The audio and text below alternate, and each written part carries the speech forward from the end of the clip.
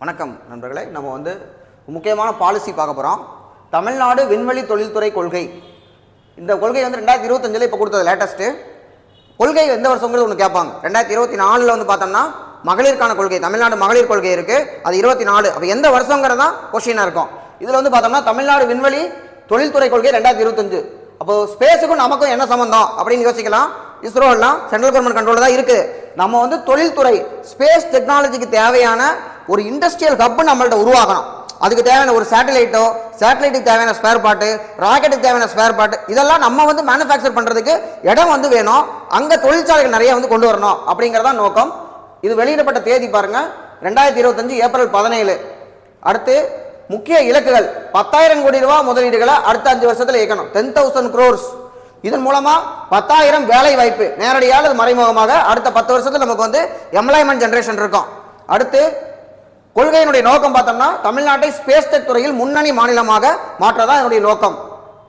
தென் முக்கிய அம்சம் பாருங்க, ஸ்பேஸ் பேஸ் மதுரை, தூத்துக்குடி, திருநெல்வேலி, விருதுநகர், இப்போ சவுத்தில் இருக்கக்கூடிய இந்த டிஸ்ட்ரிக்ட்ஸ்ல வந்து பார்த்தோம்னா விண்வெளி தொழில் மையங்கள். அப்போ இந்த எக்யூப்மெண்ட்ஸ் எல்லாம் நம்ம மேனுஃபேக்சர் பண்றதுக்கான ஒரு ஸ்பேஸா எந்த இடத்துல நம்ம ஹப்பா உருவாக்க பார்க்குறோம்? மதுரை, தூத்துக்குடி, திருநெல்வேலி, விருதுநகர்.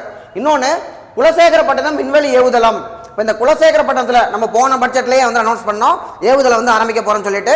அப்போ ஒரு ஏவுதளம் ஆரம்பிக்கிறோம்னா அதுக்கு தேவையான பொருட்கள்லாம் பக்கத்திலேயே நமக்கு வந்து மேனுஃபேக்சர் பண்ணணும். அது சின்ன சின்ன தொழிற்சாலையிலிருந்து பெரிய தொழிற்சாலை வரைக்கும் நமக்கு பக்கத்தில் தேவைப்படும். இந்த ஏவுதளத்துக்கு 2233, அதாவது 2233 ஏக்கர் நிலம், 950 கோடி ரூபாய் செலவு உருவாக்கப்படும். 2026 அடுத்த வருஷம் உருவாக்க போறோம். திட்டங்கள் பாருங்க, ஸ்டார்ட் அப்ஸ் புதுசாக ஆரம்பிக்கிறவங்க, எம்எஸ்எம்இ அதாவது சிறு குறு நிறுவனங்கள் இவங்களா இருக்காங்க இல்லையா, அவங்களுக்கு நிதி உதவி, வரி சலுகை, தொழில்நுட்ப ஆதரவு எல்லாமே நம்ம வந்து கொடுப்போம். அடுத்து வந்து பார்த்தோம்னா காப்புரிமை பெறுவதற்கு 50% வந்து கொடுப்போம். நம்ம காப்புரிமை அப்படின்னு சொல்லி நம்ம வந்து பேட்டர்ன் வாங்குறதுக்கும் ஹெல்ப் பண்ணுவோம் நம்ம. தென் 300 கோடி ரூபாய்க்கு மேல முதலீடு பண்றீங்க, யார்ட்டையா 300 கோடி ரூபாய்க்கு மேல வச்சிருக்கீங்க அப்படின்னா அந்த மாதிரி இன்வெஸ்ட் பண்றீங்க, அதுக்கு சிறப்பு சலுகை வேற கொடுக்குறாங்க. ஊதிய மானியமாக முதல் ஆண்டு 30%, 2வது வருஷம் 20%, அடுத்த 3வது வருஷம் 10%. நம்ம ஒரு கம்பெனி ஆரம்பிக்கிறோம், வேலைக்கு ஆள் எடுக்கிறோம், அவங்களுக்கு சம்பளம் தர்றோம், இவ்வளவு சம்பளம் ஆயிருக்கு அப்படின்னு சொல்லும்போது அதை வந்து மானியமா அரசாங்கம் ஃபர்ஸ்ட் இயர் வந்து 100 ரூபா கொடுத்தோம்னா 30 ரூபா நமக்கு தந்துருவாங்க. அதுக்கப்புறம் அடுத்த வருஷம் 20 ரூபா நமக்கு கொடுத்துருவாங்க. அதுக்கு அடுத்த வருஷம் 10 ரூபா நமக்கு தந்துருவாங்க. அடுத்து முக்கிய நிகர்நிலை நிறுவனம் யார் இதை பார்க்குறாங்க, எந்த டிபார்ட்மெண்ட், எந்த கார்பரேஷன் கண்ட்ரோல் பார்த்தோம்னா TIDCO, Tamil Nadu industrial development corporation. நிதி உதவி திட்டத்துக்கு ஒரு ஃபண்ட் வச்சிருக்காங்க, TNESSF எக்ஸ்பான்ஷன் அப்ரிவேஷன். இப்போ நிறைய கேட்குறாங்கல்ல, Tamilnadu emerging sector seed fund தான் 500 கோடி ரூபாய் இது மூலமாக கொடுக்க போறாங்க. தேங்க்யூ.